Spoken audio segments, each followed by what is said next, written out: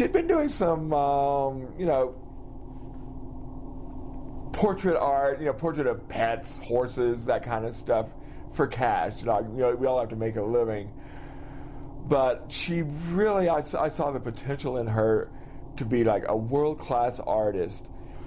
She was over at the house with her parents one day, and I was talking to her dad, and her dad was talking to me about the regrets he had had in letting her get married at such a young age and not having sent her to college, because she had such a hunger for exposure to all things in the world.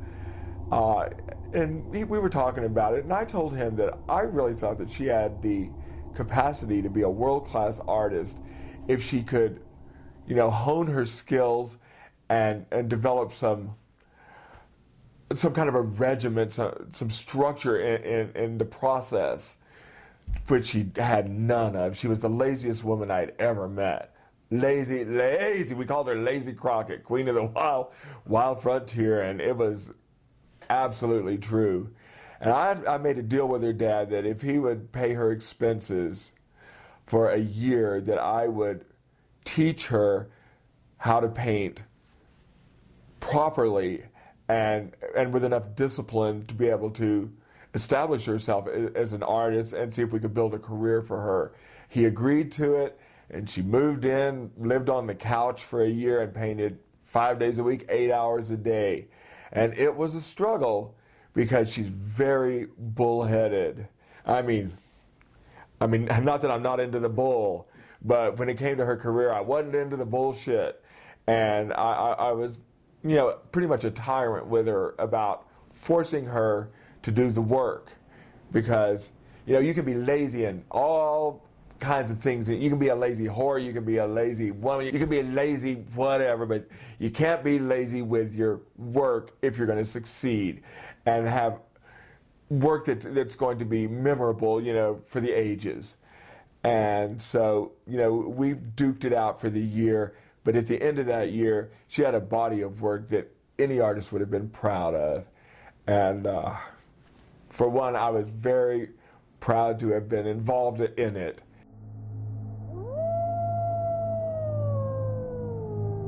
The Love Trilogy Part 1, Dwarf Toss. Bo dared me to name it that. She was like, well, it doesn't make sense. There's no dwarf in it. I said, well, make a sign. Yeah, so back here it says first annual Dwarf Toss on this billboard that's lit up over here. I got the image of the girl from this French book about mannequins, and she was in there just about like she is, except in this painting I got her leg cut off, and she's fondling the gore from her leg.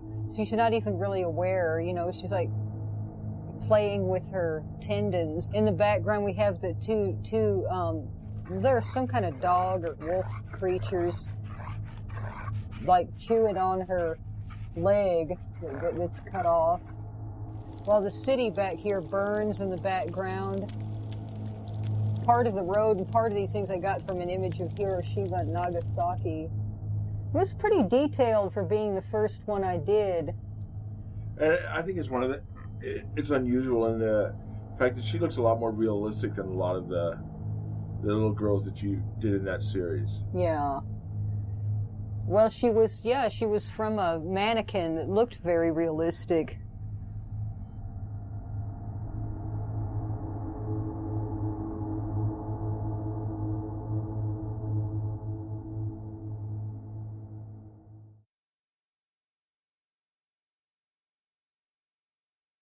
She was born in Des Moines, Iowa, and we were in the service then, and Tom was in the Marine Corps, stationed in his home state, recruiting young men for the Vietnam War, which wasn't a lot of fun. The Marine Corps would say they sent me to my home state, as they usually do with recruiters, so they're more familiar with the area. But the punishing thing about it was the fact that some of these young men, in fact, I recruited. Well, some of these young men then, when I came back, I was buried. And in charge of the funeral procession for that particular person, that particular Marine. And then he was transferred to Camp Pendleton in California. And so the kids and I were all went over to California, and we lived aboard the base at Camp Pendleton. And Beth, the next door neighbor's husband, came home from Vietnam, and he was in the kitchen window, which looked across from our kitchen window, and he was holding his little daughter Lucy in his arms. And Beth said, "Mom, where's my daddy? Is he gonna hold me in his arms?" It was real cute that she didn't realize exactly how long he was going to be in Vietnam. You did a 15-month tour in Vietnam? 13 months. 13-month tour. Yes. But when he came back from Vietnam, she didn't recognize him. And the boys went up and hugged him, and she was kind of hanging back. She was behind Ellen. She wouldn't come around. She hid behind her skirts. And she looked at me. I could see her looking at me. And she said, "Mom, is that my daddy?" I said, "Yes, that's your daddy." And so I started to walk up to her, and she said, "No, no." Boy, I tell you, that hurt. And she went up and hugged him.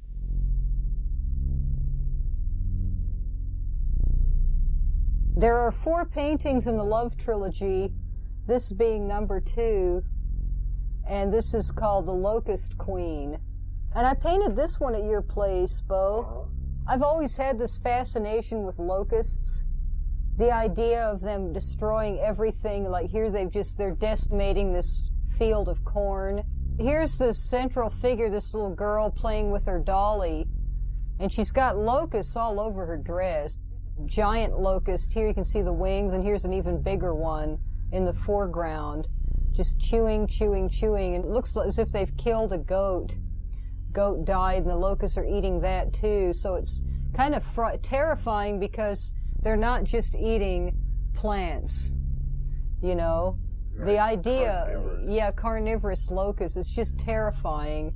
If you look closely at this little doll that she's about to put the hat on the little doll, it's called the Locust Queen because she's got locust wings and an ovipositor, as if she's just laid eggs in this little hole. And her dress is done up in the coloring of locusts.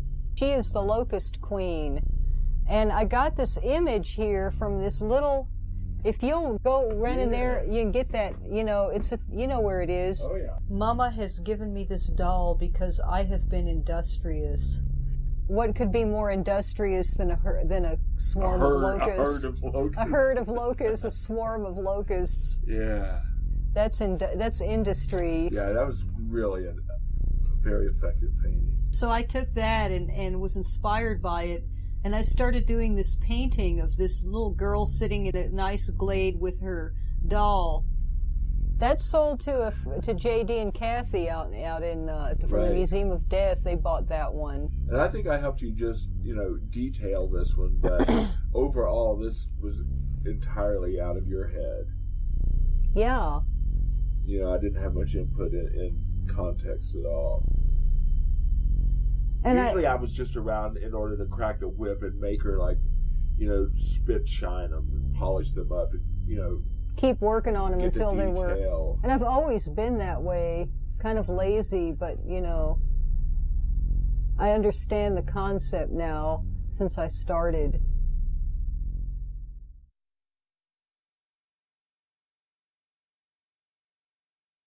One event more than any other, I think, in thinking back, has affected my work, and it was when I was about 19 years old. I was just married, and my husband and I were honeymooning in Santa Fe, and we got a call from his best friend, who was stranded out out near the San Mateo Mountains on this road, like 17 miles off of the regular highway. So he managed to make it to a telephone and give us a call, and of course we had to go get him, you know. And so we drove down there. It was a good time, and we drove him back, and along with him was this guy he had met that was wandering around the hills out there, and it was this, looked like a hippie guy, but he was a Vietnam veteran. I guess he'd been back for a while and was, you know, I mean, I don't think he was I think he was probably drafted or something. And we drove back into Albuquerque, and we dropped this guy off where he wanted to be let off. It was the street called Harvard, you know, and it was in the student ghetto, and I guess it was 1982. And there was this, it was all kind of nice and well manicured, and it had the Purple Hippo ice cream parlor where everybody would hang out and listen to jazz, you know, and just chill. And this guy, I don't know what set him off, but he became furious, absolutely furious.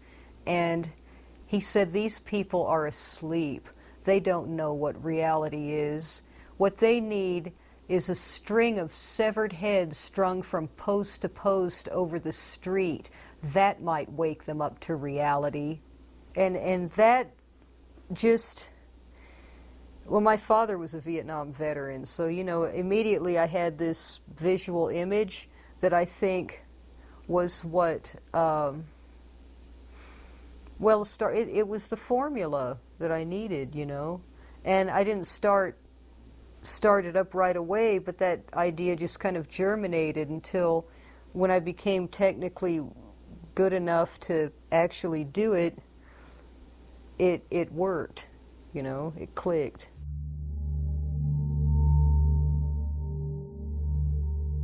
We were trying to name these paintings after they were all done, and we were just sitting around howling, laughing about, you know, how funny it would be if, and I was just like, well, why don't we call this one Family Reunion?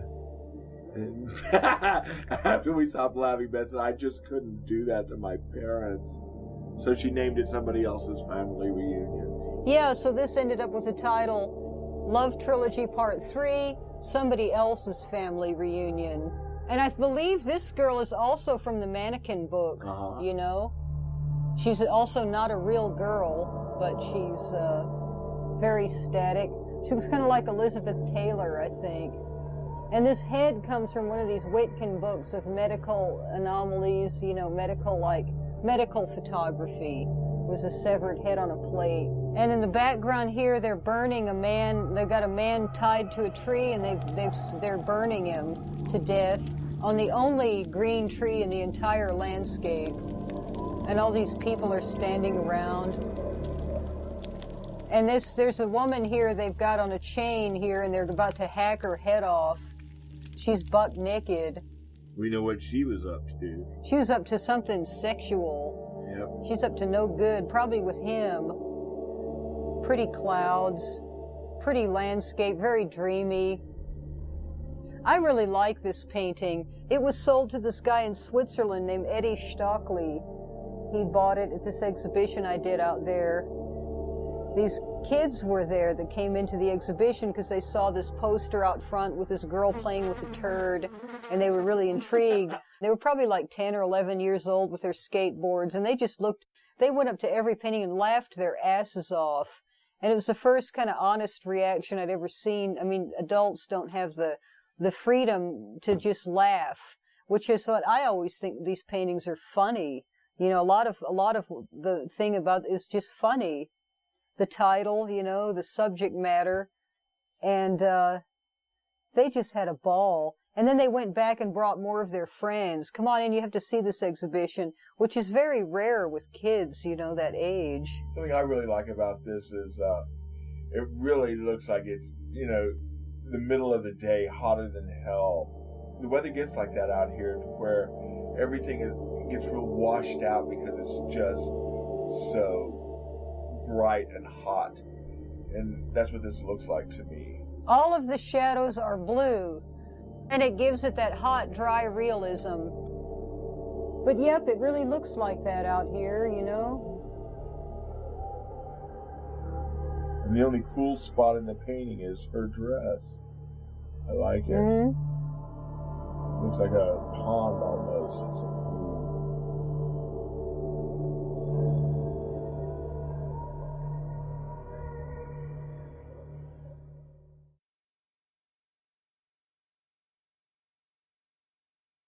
Because of her divorce from Mr. Love, and is wondering whether or not she should drop the Love from her name as an artist.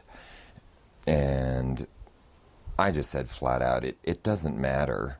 Beth Moore Love. It doesn't get better than that. Did Tina Turner, decide at one point that, it didn't matter whether the last name Turner was always going to be associated with Ike? She was Tina Turner. It didn't fucking matter anymore. And that's the way I put it. And she was like, you're right. I'm Beth Love.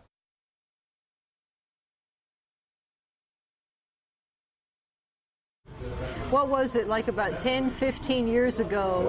good thing you don't look your age. I was living in this Quonset hut with my boyfriend Simon, and we were over there living like homeless people and scrapping for, money to pay the rent. And so I had approached this guy, the owner of this restaurant we're in, Andy Garcia, and The famous actor. oh well, that was another part of the story. And I wanted to propose. I know he wanted a mural done. Somebody had told me that he was looking for someone to do a mural for him on the side of his restaurant, and we needed the money, so I went to approach Bo about doing up a mural sketch for Andy Garcia, and when I said Andy Garcia, Bo thought I was talking about the famous actor who he likes, and he just jumped up and down like, Andy Garcia, oh goody goody goody, and he said the actor that's in Santa Fe. And I said, no, the restaurant guy that has the restaurant downtown. He was like, oh. Okay, fine. All right, whatever, And so we did this beautiful, together we did this beautiful sketch. It was of a giant prickly pear of cactuses with beautiful blooms and like little But blown up to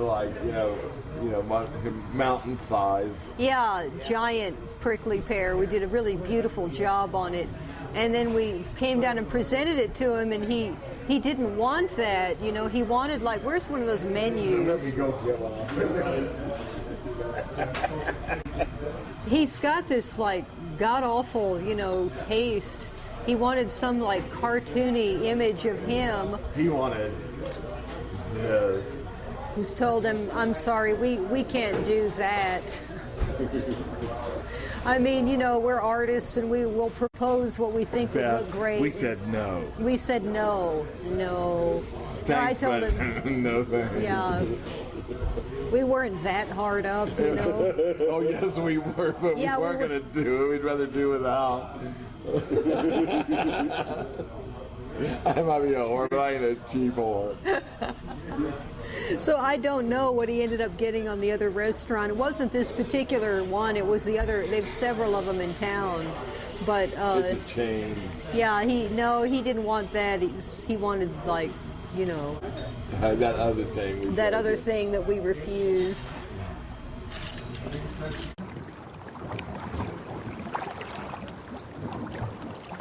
So this painting was painted in '94, and it's called Still Life.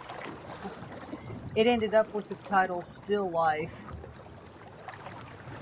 This is one of the ones I did from a Victorian postcard as well, even though it was one of the earlier paintings.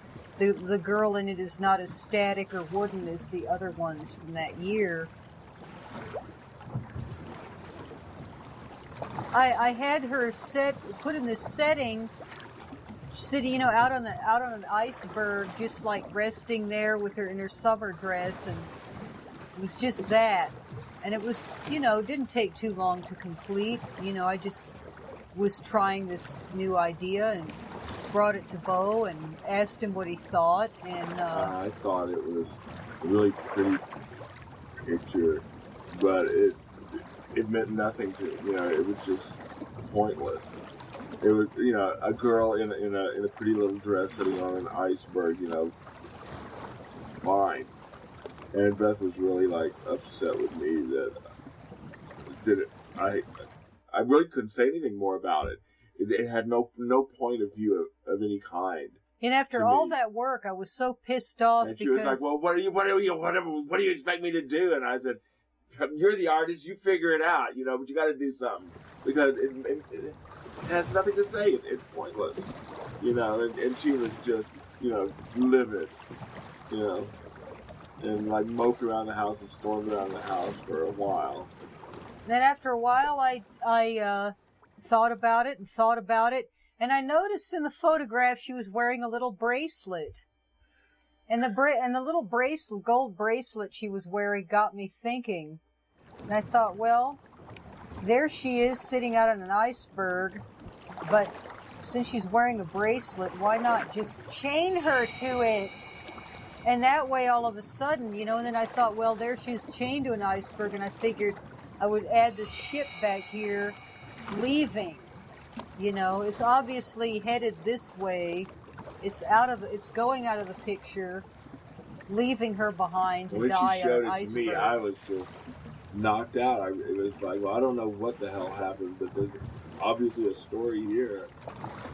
And that's all it took. Right. All it took was a chain and a ship. That's it.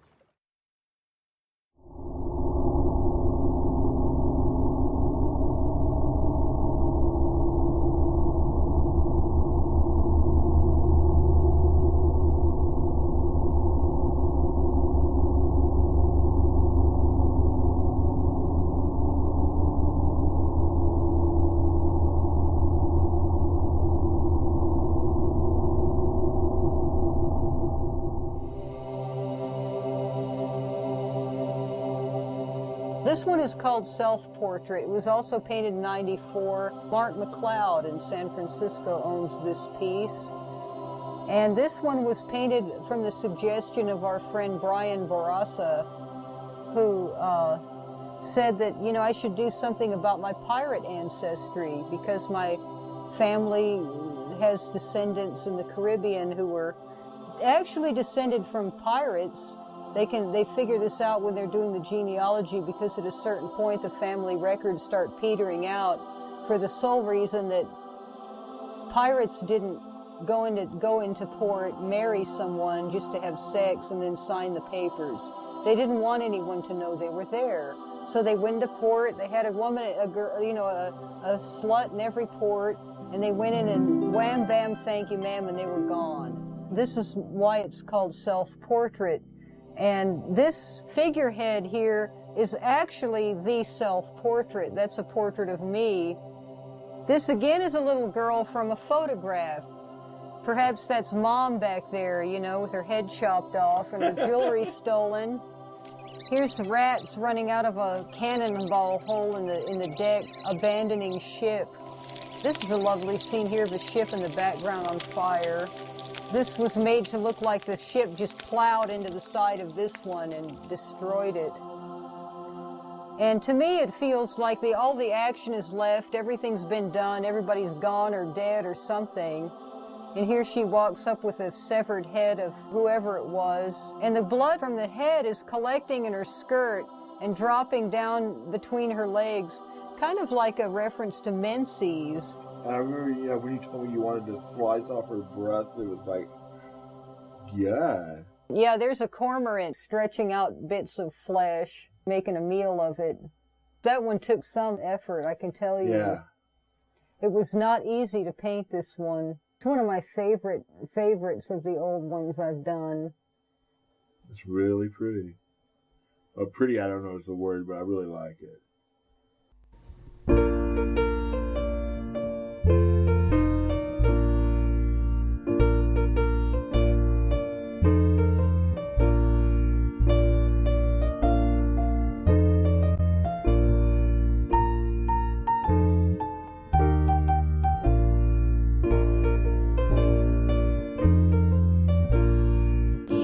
Vimse spindel klättrar upp för trån. Ner faller regnet, spolar spindeln bort. Upp stiger solen, Vimse, vimse, spindel klättrar upp igen. Vimse, vimse, spindel klättrar upp för trån. Ner faller regnet, spolar spindeln bort. Upp stiger solen, torkar bort allt regn. Vimse, vimse, spindel klättrar upp igen.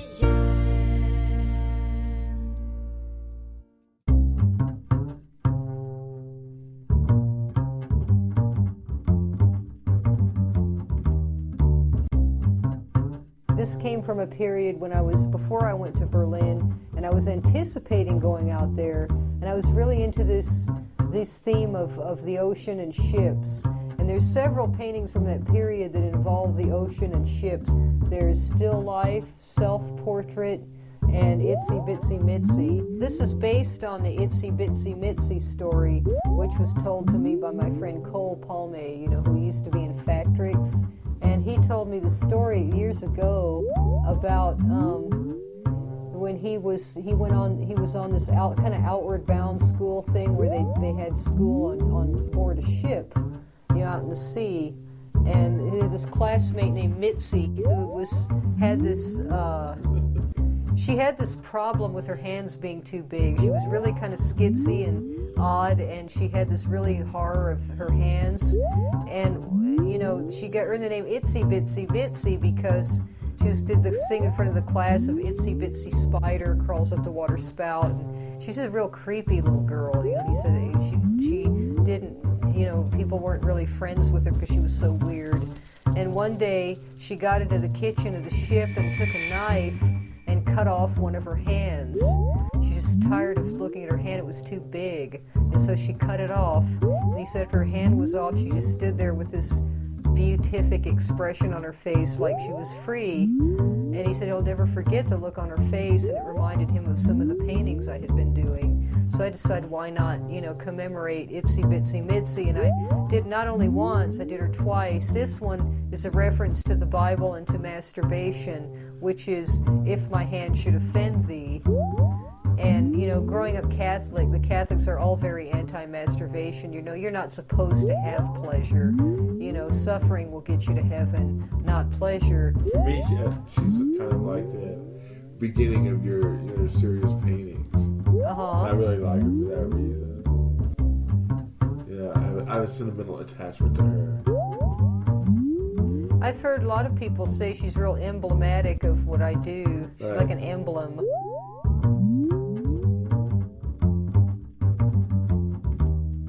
But with you, it's more like if my hand should offend thee, go fuck yourself. Uh-huh, exactly. That's the attitude,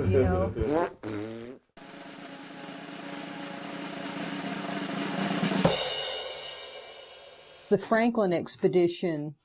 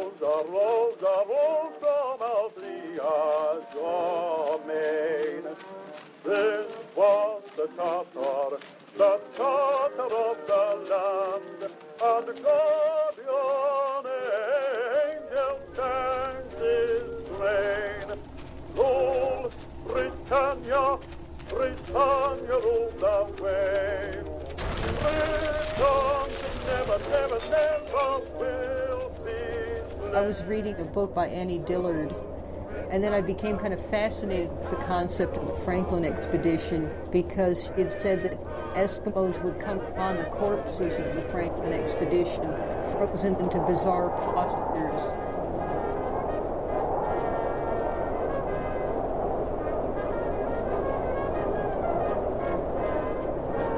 They were far too arrogant to imagine that maybe there were people already living in that region that could help them and do it and knew the area better. Like they were going to sit on an iceberg and have fucking tea. And, you know, just while away and have a good old British time. Well, of course they all crowed. They were never found again except by Eskimos, you know, but that didn't count. Somebody else actually found it, you know, for the Brits or for the, you know, motherland. And that was Roald Amundsen.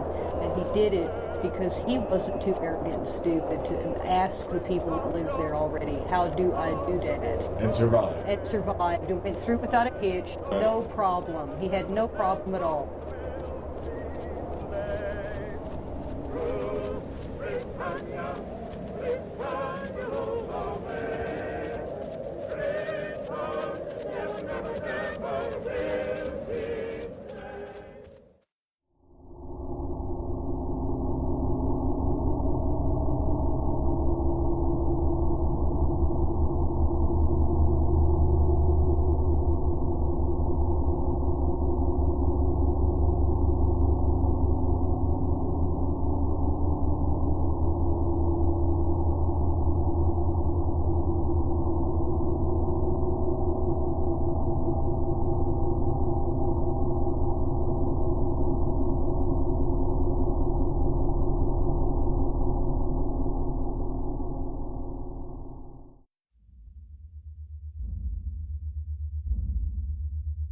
This is one of my all-time favorites. It's called Southern Comfort. It's had other titles in the past. I think initially I called it Kind Sirs, Can Any of You Spare a Cigarette? And then I decided on Southern Comfort. I found this section in the library about lynchings and the history of lynchings in the South. And I found the story of a man who was lynched. His last words were, "Kind sirs, can any of you spare a cigarette?" You know, most likely he was innocent, considering all the stories told about it, but he was a victim of lynching. This was a picture of him lynched. This tree I did one night. I was trying to get the right hanging tree, and you fed me like a quarter of a tab of acid. We went down to the park, and I did some drawings of these trees in the park, and I think it turned out so beautifully as a result of the acid. I like these lights here in the background. Way back there is a house with lights on. And in this painting, I also had some inspiration for the background and the sky from this painting that I absolutely love by someone named John McCready. It was called Swing Low, Sweet Chariot.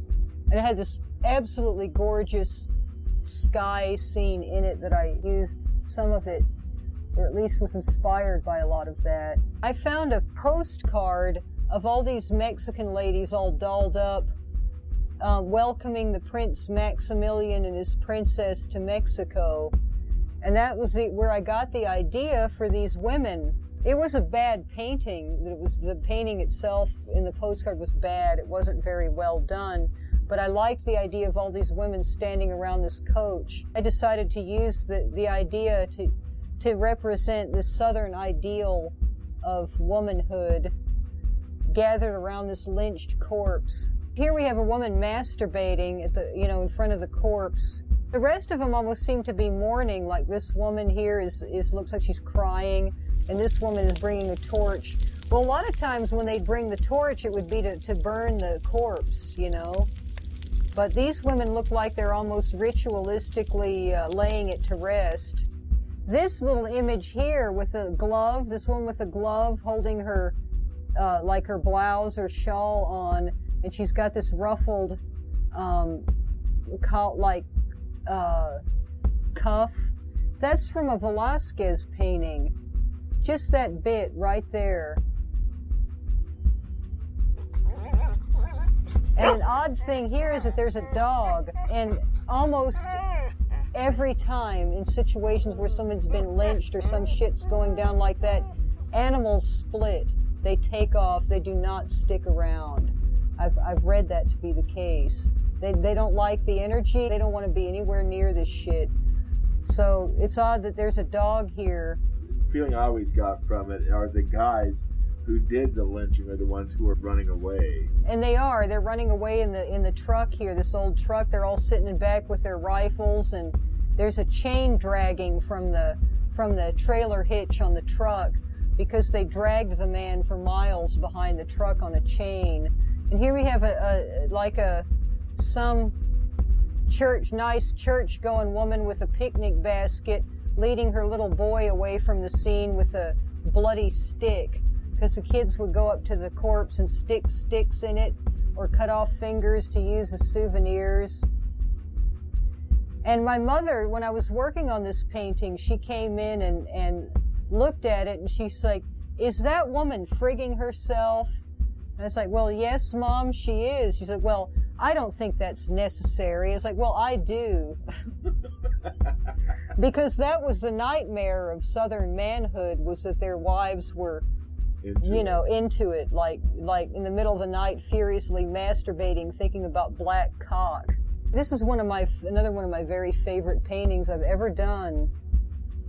I would have to agree. My friend Michael Flowers said he just cried when he saw this painting. He told me it fucked me up. It just fucked him up to see this painting.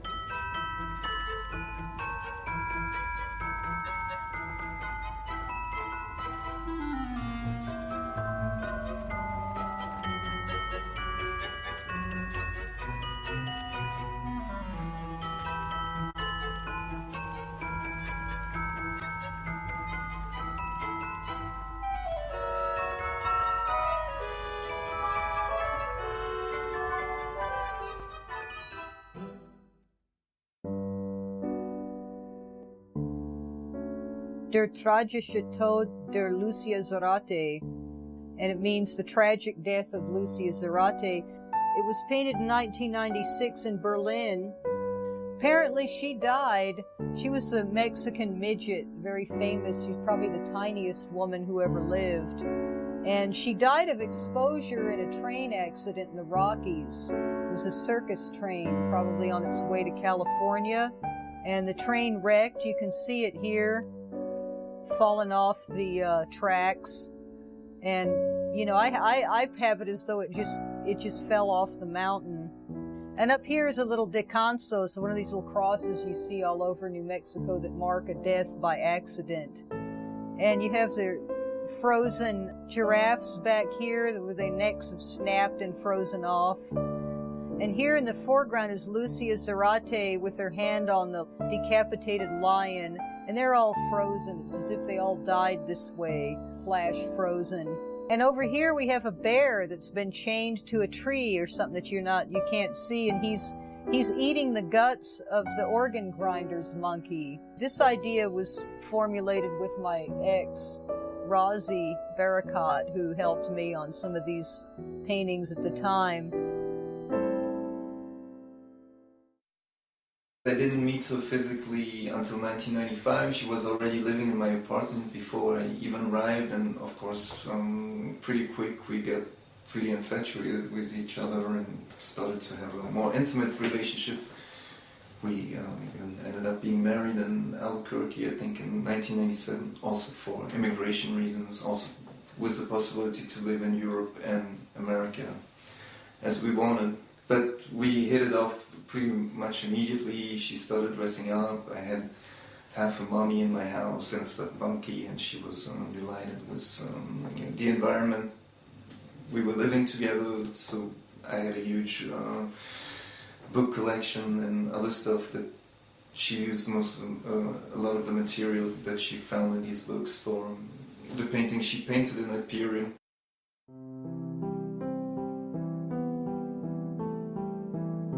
Okay, this one was also painted in 1996. This is from a series of work I did when I was living in Berlin. And this one sold to a girlfriend of my friend Rosa at the time. It uses a lot of postcards I picked up in Paris. You know, postcards of pretty little girls. I was still doing a lot of little girls at the time. I kind of moved away from that in later years. It's got the house in the background, which is on fire. And out of the house is running this little girl that's also on fire, and the dog. In the background are some dead cattle, like, you know, cattle mutilations. Dead cows, their legs stuck up in the air, and, you know, they'll like swell up with death gas. It's so weird to see dead cattle or horses after they've been sitting for a while, because I guess anything, dogs, you know, they'll start to balloon up with like hideous gases. Here in the foreground, this is a nice little scene here. Her face is taken from the Wisconsin Death Trip book. Anyone looking through this book can find her. I've neatened her hair up a little bit, so it's a little bit different. And she's slitting her throat after she's cut the head off of a chicken who's running off in the background spurting blood, and, you know, cut the throat of her baby sitting there at her knees. And after I read the Wisconsin Death Trip, I just realized there's a lot of that kind of stuff going on at that time in that place, and it doesn't surprise me. You know, I wouldn't have liked to have been a woman living at that era. Some of the paintings seem nostalgic, but I'm not nostalgic at all for the good old days. Unless we're talking about, you know, the Stone Age, where things were probably a little bit simpler. Here's a little girl in the foreground here is holding a sheet music that's burnt up from the fire. It's as if she perhaps saved it, and it's the sheet music for Just a Closer Walk with Thee, which I was listening to when I did this painting, among other crazy things, you know, but I think it was some Patsy Cline version.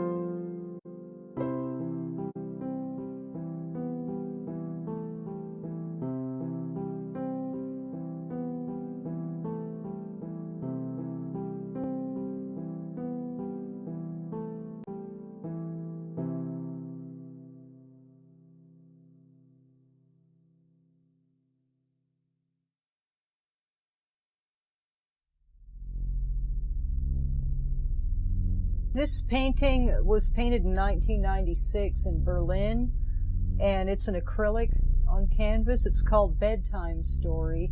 This was painted when I was living with a boyfriend. He had this photo of a dead child, you know, that I used for this one. I had some old Victorian postcards of little girls. This one was dressed as an angel. So I had put them in bed together and had her reading him a story. And the story on the little magazine here is the Henry Darger book, The Realms of the Unreal, about the Vivian sisters and the Glandolinian Wars. And up here in the corner is a portrait of my ex from a picture that Rozzy had in his house of a man with wearing this thing around his neck, which is like a torture instrument. It had two forks, iron forks, that kept his head up like this, and they sat down here on his sternum so that he could never lower his head. And my boyfriend had this odd habit of whenever he got a little tense in a social situation, his chin would go up like. Based it on the photograph that he had, but I made it a portrait of him as well. This is a little portrait of me. I guess in a way I did this painting for him. It's in his possession. He owns this one. It doesn't look like she's really there, or it doesn't look like he looks a little bit more there than she does. It's kind of an odd way that they're set up together.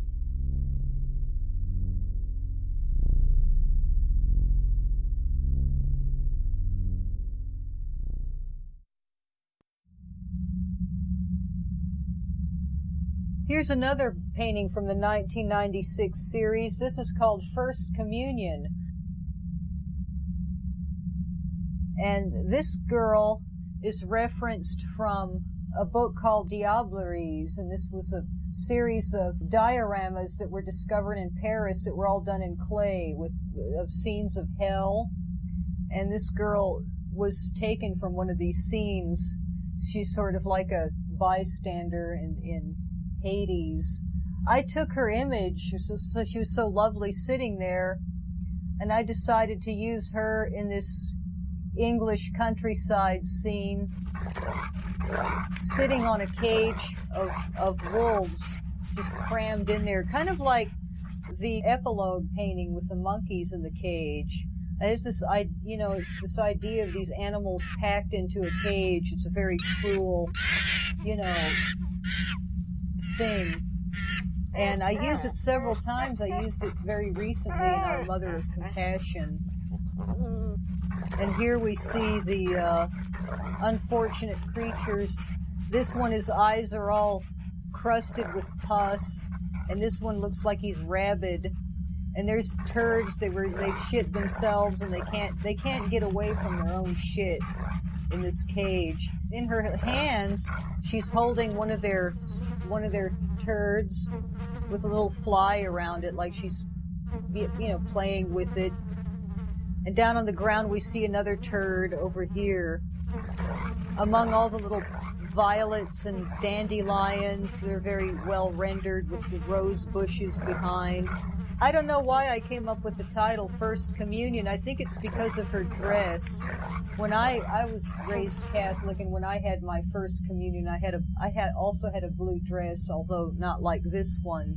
And I took great care in having ivy come twining up the tree to put a little bit more greenery. And it's all springtime. You can see the buds on the trees coming out, all the flowers in her hair. But I've always been fascinated with this theme of, beauty and innocence combined with this hideous,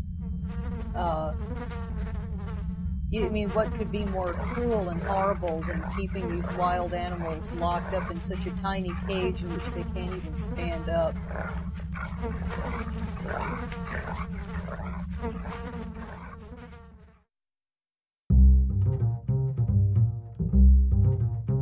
There was a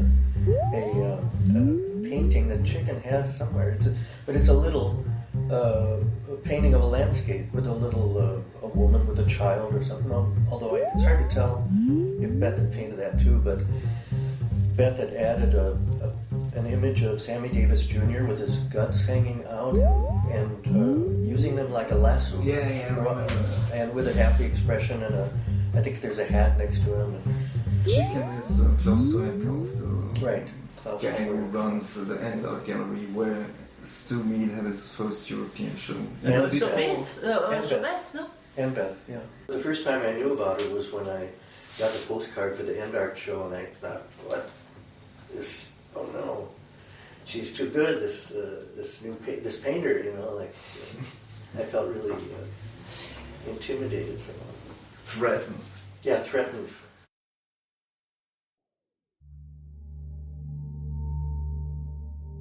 This one was a commission piece, and it was done also in 1996. The painting is called A View of the Hinterhof. I don't usually do commission work, but I was living with my boyfriend and we needed some money, and his uncle wanted me to do a painting. He commissioned me to do a painting, and his only stipulation was he didn't want it to be bloody. He didn't want to see a lot of blood. And he asked maybe if I would do a painting about the way I feel about living in Berlin. So I took it on as a project, and a lot of it also has to do with my relationship I was in at the time. And living in Berlin and being from the Southwest, where you have this incredible views. I mean, you can see for miles. The sky is always blue. It's like incredible long-range view you get here. But when I moved to Berlin, it's a very different feeling. I started to feel like a rat in a box, you know, like these boxes they make with mazes for rats to run around in. Because all of the buildings in Berlin are like 6 stories high at least, just flats everywhere. And you really get the feeling that you're a rat in a box looking for the cheese. Oh, which is exactly what everyone does. They leave their flat and they go find the cheese and they bring it home, you know. But it felt like being in a maze, and the sky is so gray most of the year. It's like a lid on a pot. Was very claustrophobic for me. And all over Berlin, these flats are arranged so that there's always a courtyard. And when you go through here, it's called the Hinterhof, which is the back house. And here we have the little girl in the foreground, like putting the rat into this box, and she'll close the lid, which is a mesh lid, so the rat can't get out. He can just run around in the box. And around, the debris on the floor of this area is actually lifted from this famous photograph of the room, the hotel room where Virginia Rapé died. The Fatty Arbuckle incident, where she they thought maybe he did it, you know, and he like tore apart the hotel room and broke up the furniture and just mashed everything up. And this is the debris lifted from that photograph. Here in the near background, we have a snake dancer. On the wall here is a poster for a perfume called Demon Perfume. And if you look closely, there's a woman with a demon, you know, like encircling her from behind. And in front here, there's a woman leaning up against this pillar, exposing herself to a more Puritan-looking woman who's covering her face in shame. The whole image of the Hinterhof was taken after World War II when it was bombed. We have this pillar bombed out, and this part of it was just hanging here in midair, still attached to the roof. In the background, we have the Hinterhof. And in these 2 lit up windows, you can see a couple in this window fighting and a couple in this window having sex. And in front here is a group of doctors. One of them is pissing on the wall, and the others are doing an autopsy on a body on a table. And the little decorative elements on the building back here resemble a scarab insect, very insectoid. And there's just a little tiny strip of sky you see at the top. The smallest amount of sky I've ever done in any painting, because you never did get to see the sky when you were in Berlin. So that pretty much sums up a view of the Hinterhof.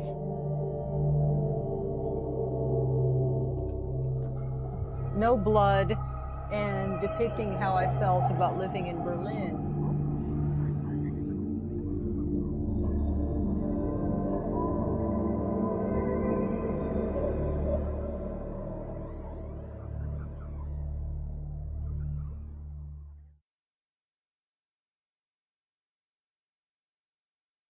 I remember when she was in Berlin, she had had a heartbreak romance, and I was living outside of Berlin in a small town called Zenske with my then boyfriend, and I asked her to come over and visit me. I said, it's not Albuquerque, but it's a little bit of nature, and you can, relax a little bit. So she came and visited me for a couple of days, and there was an artist next door that we would have dinner with.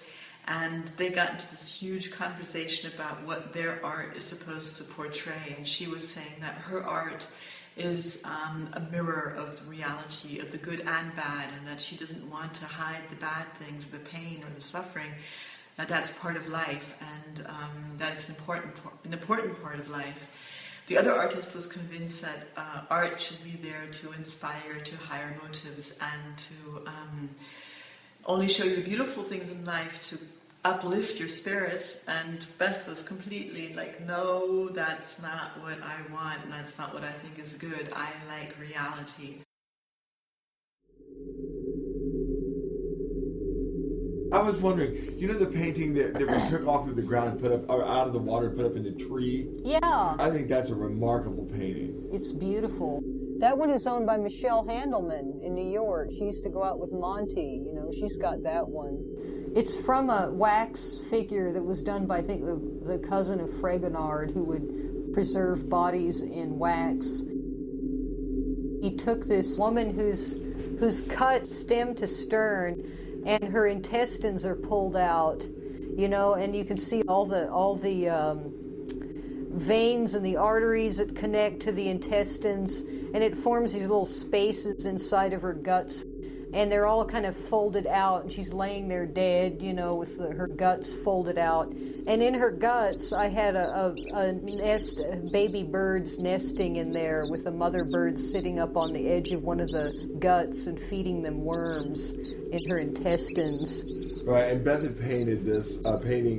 The setting was you were looking down on this body, and it was floating in water. Yeah, it was on a raft. Right. I wanted to put it on a raft in water, but what happened was the raft, she was laying in such a way that in order to look like she was laying on the raft had to be at a certain angle, and it was not an angle that was flat enough for floating in water. Right. So it wasn't working out. I didn't know how to make it work out without making the water also at an angle, which is just not done. Right. It wouldn't read right. You never see water like, right, unless it's always got to be flat, right? Because it sinks would have the lowest. To have been like a predetermined pond or something. Yeah, or something like that. Yeah, and so it wasn't working, and I was struggling with it. And then was it you that had the idea to put it in a tree house? Yeah. So it was perfect, because then of course the raft turned into a little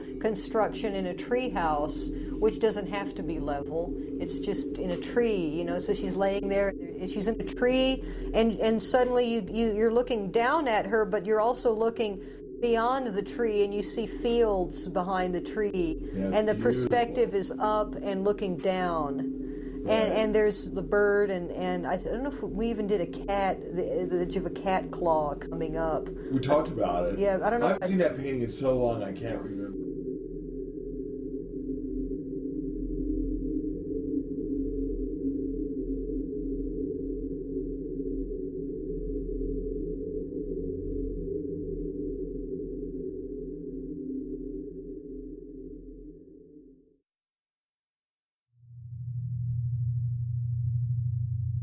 I've been a big fan of Beth's for a long, long time.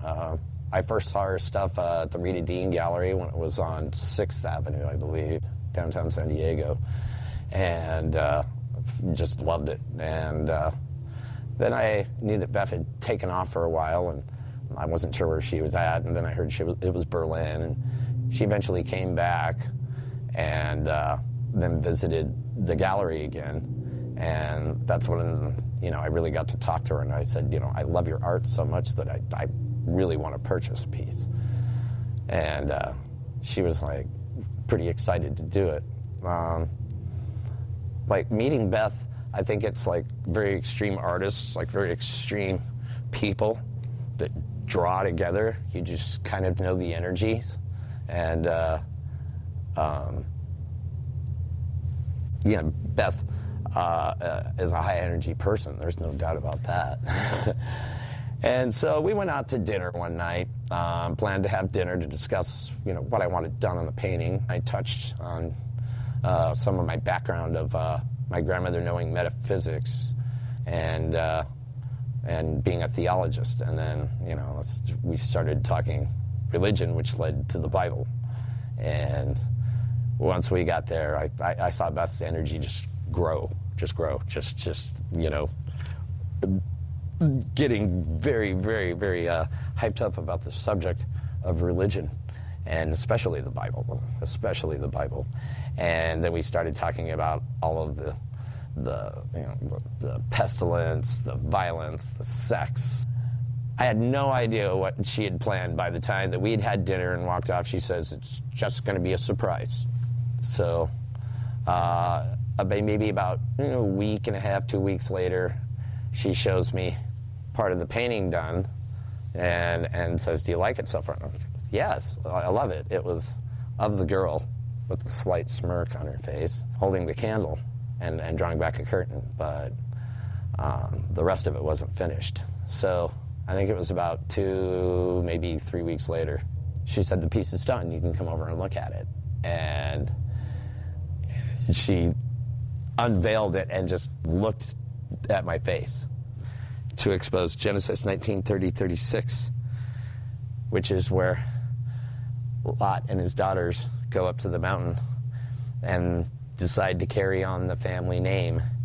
And, well, they get their father drunk and fuck him. It was a surprise at the end. She, like, just unveiled it. She, like, showed me the girl, and I'm like, that's just beautiful. But I had no idea what was coming.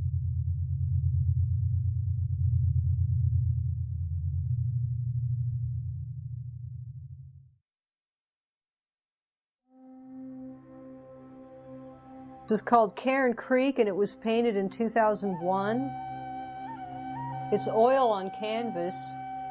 I had received from my friend Rosa this picture of a naked little girl on a couch, you know, beautiful photograph.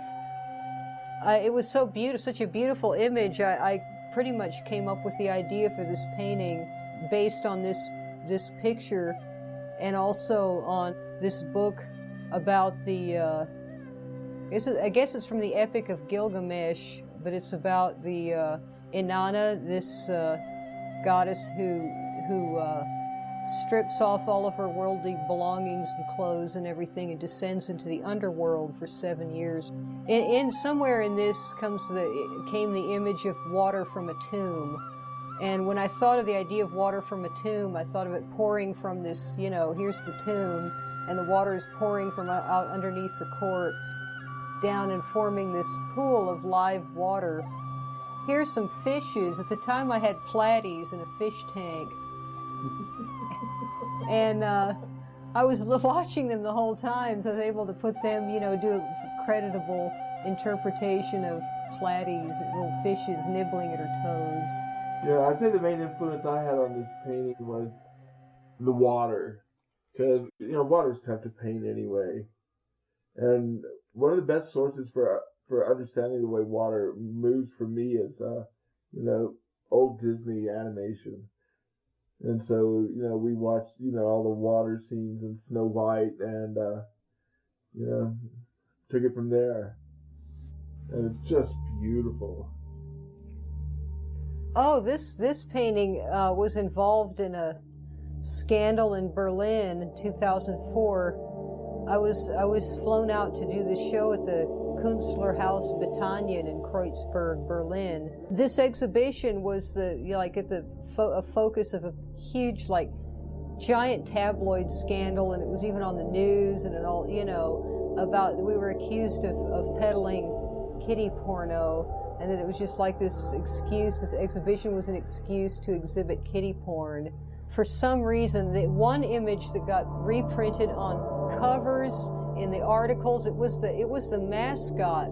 The one piece in the whole show that was the mascot for their outrage was this life-size crocheted sexy doll that Francoise made with panties, little blue panties. The whole thing is made out of wool, and it's not sexy. It's funny. She's got little titties and little pink nipples out of wool, you know, crocheted. They look like little titties. It's so cute. This nutcase that had already had a history of going off on some religious nuthead thing and destroying church property came into our exhibition.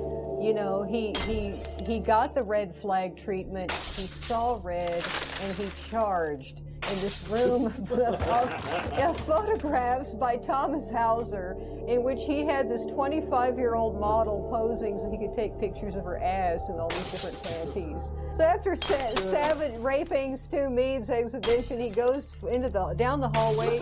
He sees Francoise's doll sitting there like this, you know, with this ridiculous, it was ridiculous. It was funny. It was really cute, but it was just like a riot. Yeah, it was funny. As sexy as a beanbag chair, and he grabs it and starts flinging it around the room. Like you're having wild sex with it. Yeah, he is flinging it around like, you know, like the whore she is. That sparked this huge tabloid scandal in Berlin. Yeah. Here's the cover of the tabloid scandal in the child porno exhibition. And here's more pictures of him doing his deed and people standing around watching it happen.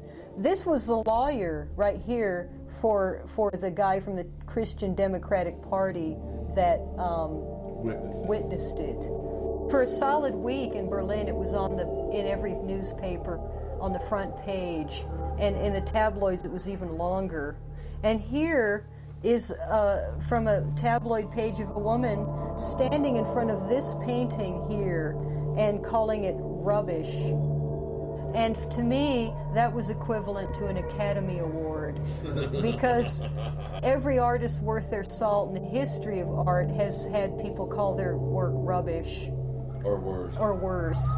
Our show was so badly covered in the Springer Presse. This is like what the most people in Berlin read is the Bait-Set and Bild. It's what you get at the coffee shops, you know. The guy who actually ripped your painting off the wall is somebody who's been in the Bait-Set many times for being, how do you call it? He was a religious zealot. Yeah, he was a religious fanatic guy. Okay, but what happened is that the Bait-Set, I think, called this guy, informed him about the exhibition and basically pushed him. The 6th day of the exhibition, before that everything was totally typical, you know. Nobody was paying any attention to the show at all. And then I walked in and there was this reporter from Die Welt. And he wanted to talk to me and interview me, and I'd heard from Stefan about this whole thing that the Die Welt had called the police. They were on their way, or they had come and they looked around, and then they said, "This is stupid," and they left because there was nothing going on except art. But the guy from the paper was looking for a story, so he wanted to interview me, because I was one of the people and I was there. But I said, no, you know, I'll talk to you off the record, but I don't want my name mentioned. I don't want you to write about me.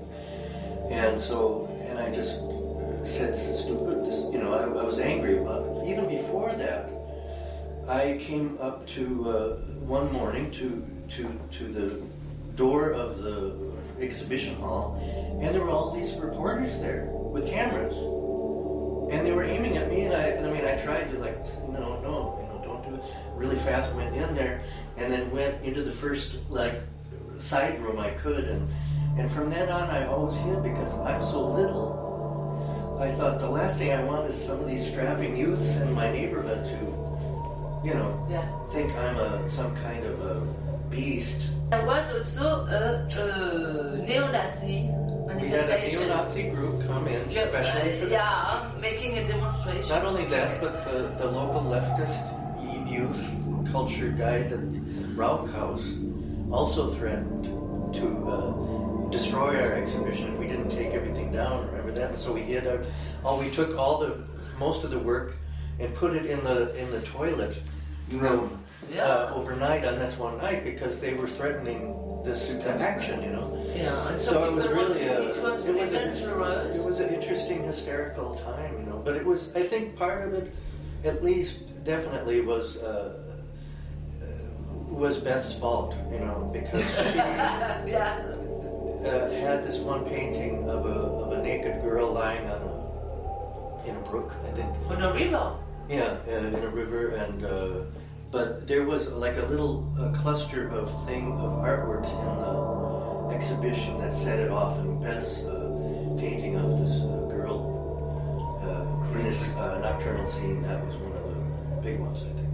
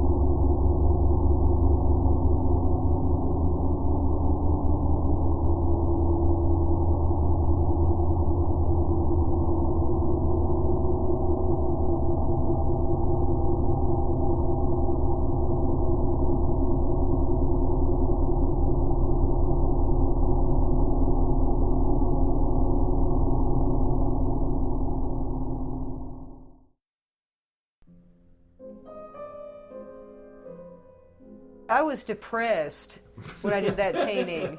I was in the depths of a goddamn blue, mean depression for a period of a few years. And nevertheless, I birthed this one out. It was like, took a while. Difficult birth. It was a difficult birth, but it's about depression. And the name of this painting is Cloacina rusula. Cloacina comes from the root word cloaca. In this dictionary, cloaca is the cavity into which all ducts and fishes, reptiles, and insects open, a cesspool, a receptacle for filth. When I did this painting, I was in a state of depression over a period of time, and this is what came out of it. And at the time, I only felt like sitting there and twiddling my thumbs, sitting on my ass and rotting. I didn't have any interest in the world. I didn't have much, She was lots of fun to live with, I'll tell you. She just cried and wrung her hands and, drug her feet and moped around for a couple of years and painted this lovely picture. This is the image that she was based on here. And this is from a book called Old Time Woodcuts from the 19th Century Stage. Can you see that, Larry? Mm-hmm. And the image is from a stage actress named Ida Isaacs Menken, who revitalized the role of Mazeppa. And this is her.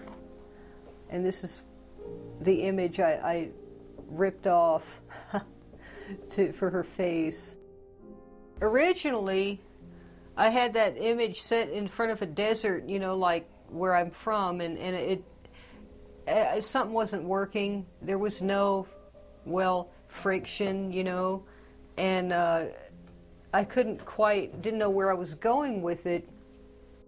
And then I had the idea of her actually rotting and wearing like a dress of rotting leaves and mulch, with insects crawling all over it and like fungi growing out of it. And then, of course, if this happening, absolutely the wrong place for her to be is the desert.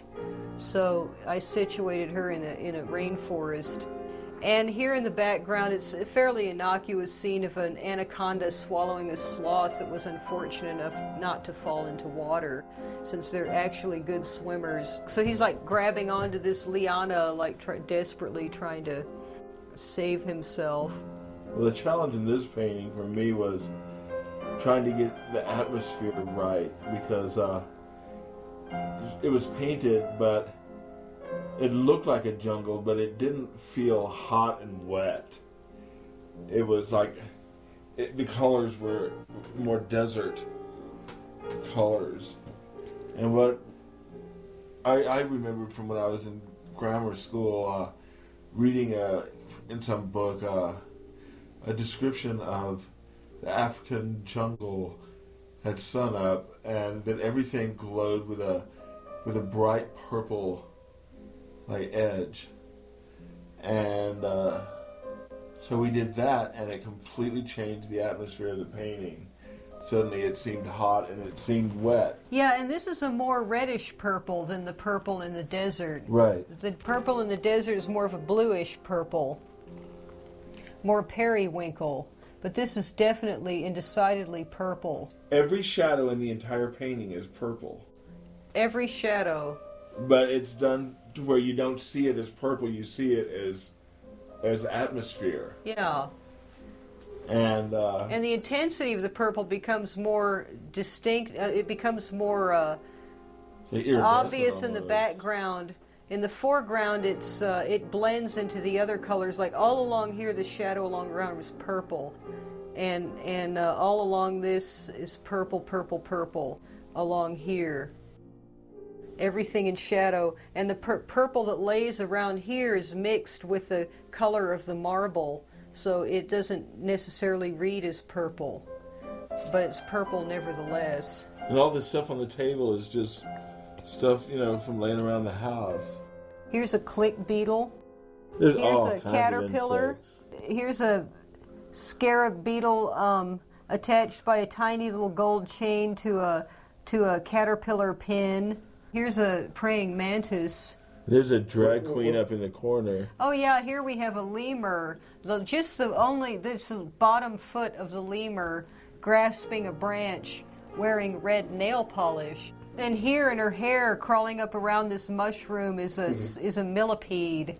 Well, now the interesting thing about this painting is the interesting thing to me about the process of painting these paintings is that, when I'm in the process of doing them, I have a vision in mind. It evolves while I'm doing the painting, but eventually I find out, months or even years down the road what the painting actually means, because it comes out like, like automatic writing or something. And then to me, while I say I painted this when I was depressed,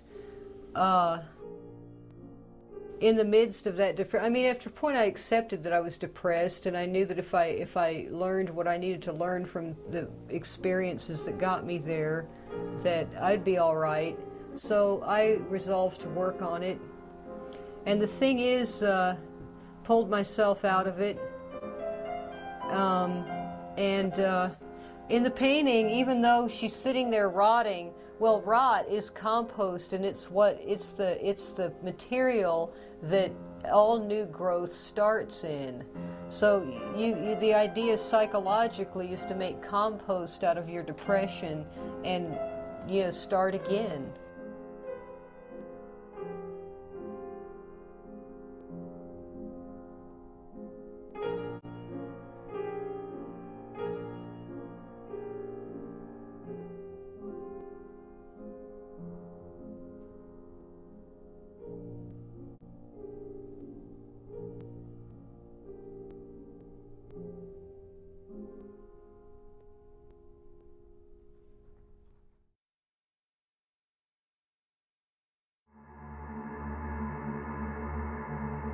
This painting is called Beauty is a Curse. This was painted in 2003. It was started before that, you remember. Oh yeah, I sat around the house for a couple of years. What she'd done is she'd taken this figure that was painted right in the center of this landscape, and After a couple of years, I was looking at it one day, and she was like, I think I want to do something more to this. She asked me what I thought, and I said that it looked like a typical like Victorian portrait, kind of gone wrong, because she was right in the center of like this backdrop. So I suggested she move her way over to the edge of the canvas to make it, I think the painting more actually, claustrophobic. right, In the midst of all this outside. space, she's got this claustrophobic thing because she's kind of jammed up into the corner, facing out, of the picture entirely. She has no connection to anything you see. You can see what she's left behind, which is shit. Here's a little footprint where she stepped on her turd. She's got a little shit here on her foot. And there's flies buzzing around, and even a little butterfly landing on one of the little turds. And here you can see she's ripped off pieces of her blouse. This is where they ended up. Here on the ground with her shit stains on them, where she's torn off bits of her blouse and wiped her ass with it and just threw it on the ground. I think I had gone to San Lorenzo Canyon even maybe, and I was driving back, and I saw this sunset, and basically that was it. It looked just like that. And I just stood there and looked at it and looked at it and looked at it until I felt like I had a photographic impression of it, more or less, and came home and did it like that. Here, to her breast, she's nursing a Gila monster, which is a southwestern venomous lizard. It injects its poison into its victims by biting on like a pit bull and chewing the venom into their flesh. It's not a very good idea to be nursing a Gila monster, but nevertheless, there she is. She's got datura in her hair, which is loco weed. This woman is crazy, okay? This is the whole thing about this painting that thrills me, is this woman is crazy.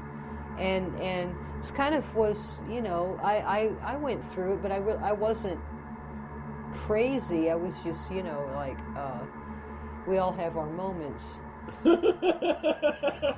And she's in the midst of one, and you could literally say that she is off her rocker.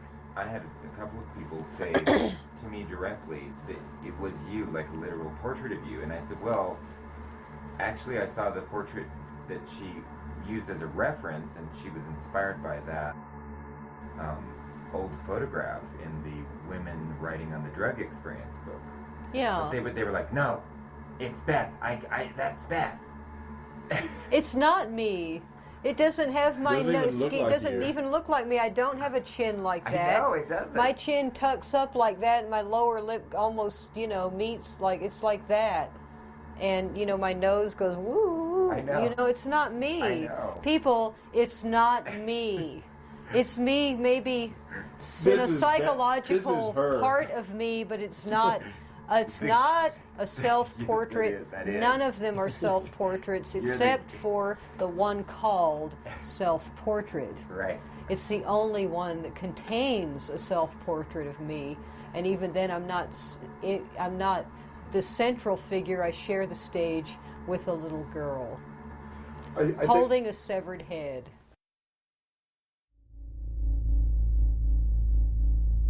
This one's real sweet and charming. Oh boy, yeah. This one, it's all sick yellow light. Like old fluorescent light. Uh-huh.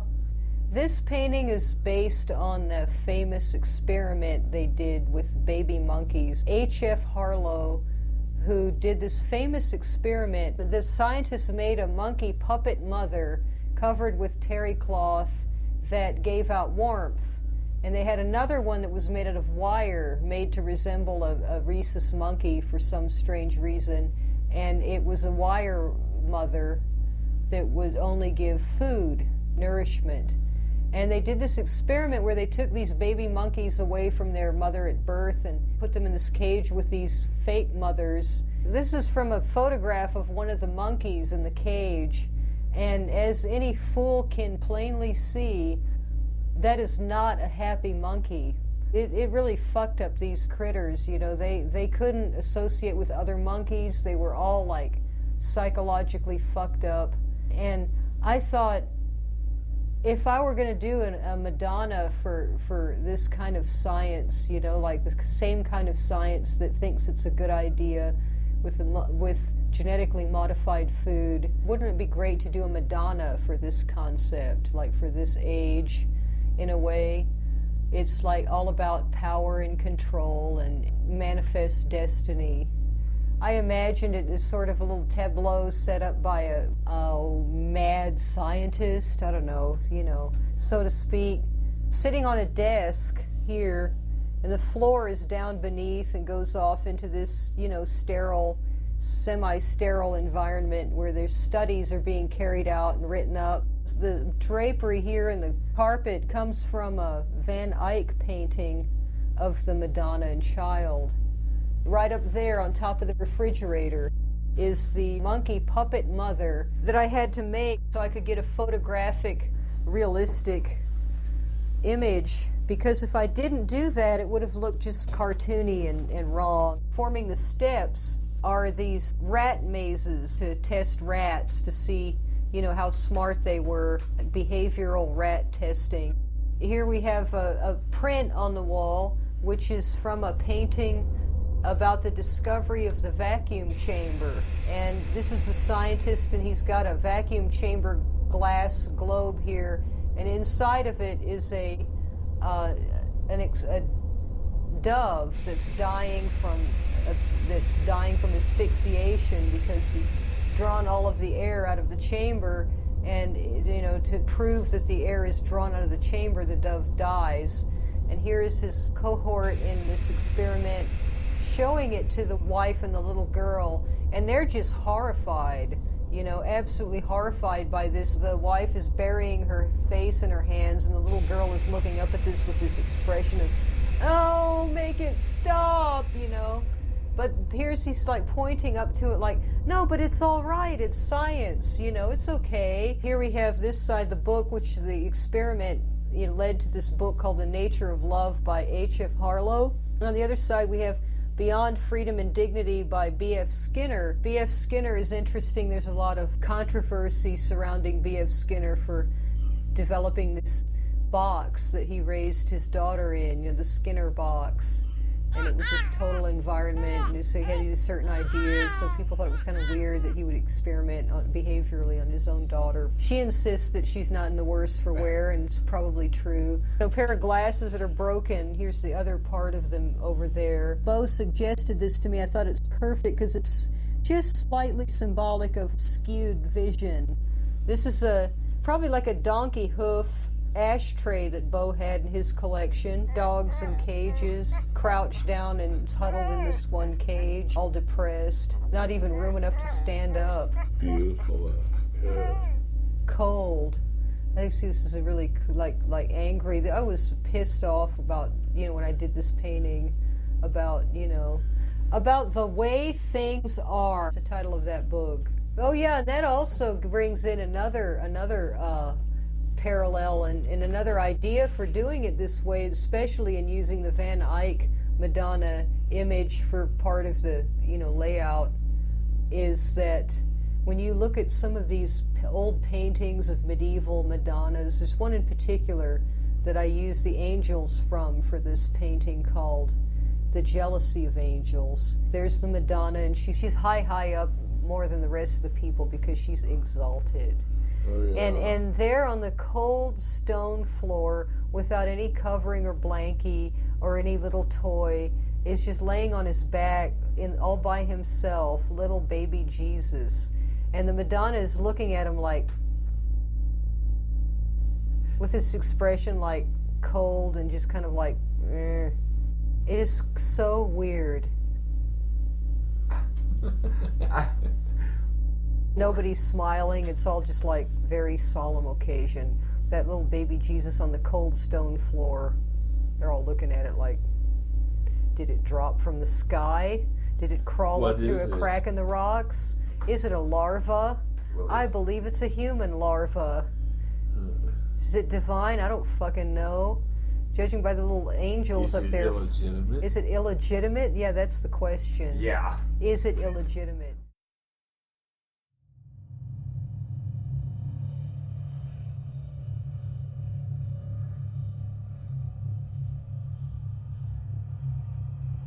Okay, the title of this one is Heavenly Father, Bless Our Daily Pill. It was painted in 2004, and the title comes from this book called Lame Deer, Seeker of Visions. It's a book I like because it's from his perspective, told by him, and he's really funny. His condemnation of Western culture, it's really funny. One of his lines is that, people don't want to honestly kill anymore in order to eat. They just want everything prepackaged, no guilt, no blood, no death, and that pretty soon they'll be breeding people without body openings, so they won't have to have any body odor. And also, one of these days they won't even eat real. One of these days, you with a Barbie crotch, it'd be lots of fun. Okay. No consistent snit. God. But anyway, he says that, pretty soon you won't even have food at all, just one little pill you take every day, and you fold your hands over it at dinner time and say, "Oh, Heavenly Father, bless our daily pill." So I had this idea for this painting for a while based on my rage at the idea of genetically modified food, particularly the kind in which fish genes are injected into tomatoes, and species that are completely different than each other are like intertwined. I can understand Luther Burbank shit and all, but this is nuts, in my opinion. Based on that helpless rage, I decided to express those feelings in a painting, and I don't know how closely this gets to that specifically. It could have all kinds of meanings, but that was basically the springboard for the painting on fucking around with the food supply. As for this image, I wanted to hint on the idea of the medical field with the caduceus, and this is a coral snake, which is poisonous. Up here is a locust, and I use locusts a lot in my paintings as in a kind of a symbolic way, but I couldn't find a picture of even a grasshopper or anything like a locust in the kind of position that I wanted, with wings spread and like on the end of the stick, pinned to it. It was driving me crazy. And I looked all day. I was back in my room looking through National Geographics and everything. Could find pictures, but none of them were right. And as I was going to bed, I talked to my cat. She's a person sometimes. And I said, "Well, Boobs, that's it. I'm going to bed. I can't find my picture of a grasshopper." And so I went to sleep. And the next morning, when I woke up, on the floor right next to my bedroom slippers was a giant grasshopper, fully intact, freshly killed, but absolutely undamaged, and still supple, And there you go. What do you make of that? Thanks, Boobs. The centerpiece of the foreground is roast cat, specifically a portrait of my dear cat Boobs, who is not departed, not nearly. Actually, I'm going to speak up now. Yeah. It's appropriate. I've been after Beth for a while to put some personal, emotional something at stake in her paintings, because she would do paintings that were, to the viewer, they were very, very, moving and disturbing and all of that. But she had no emotional attachment to the figures. They were fictitious figures. And I told her that I thought that it would really be important and be, I think it would help her, to put something in there that she's really attached to, and, torture and torment it, and know how that feels. And I think it'll reflect in the painting and make it stronger. And she just hated the idea.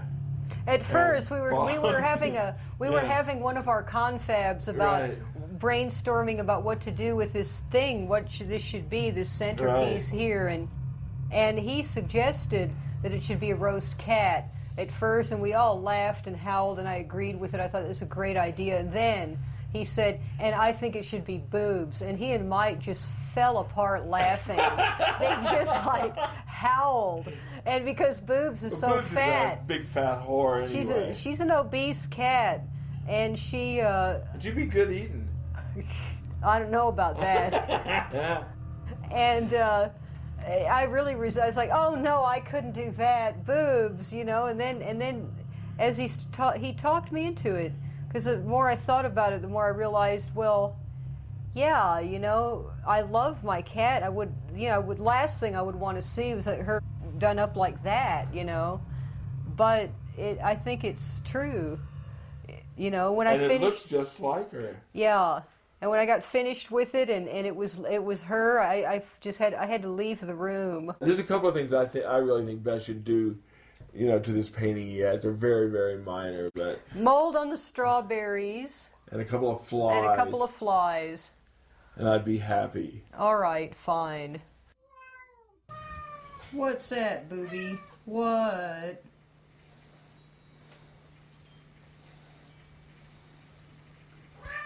What?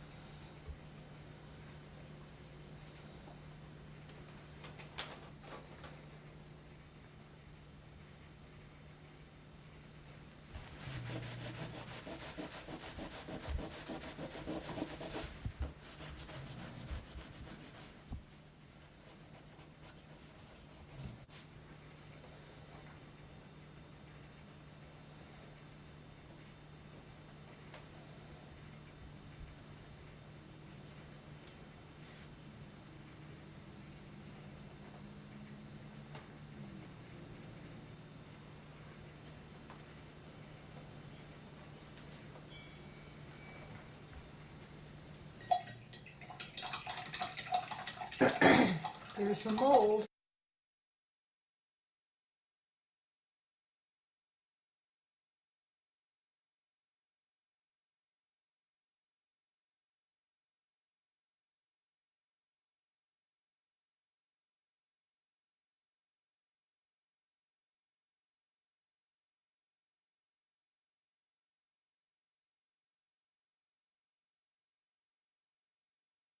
That fly is just disgusting.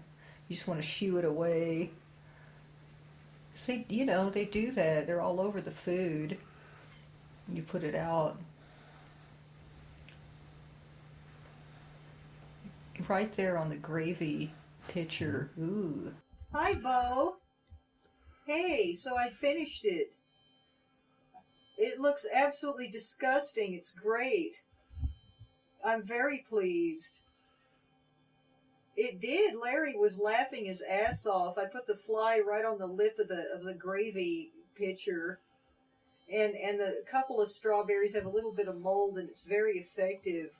Larry was looking at it saying, God, you could just stick your finger into the strawberries and gush. Yeah, he said it adds an extra dimension. It just turns your stomach. So next time you come over, you can see it. Okay. Okay, thanks.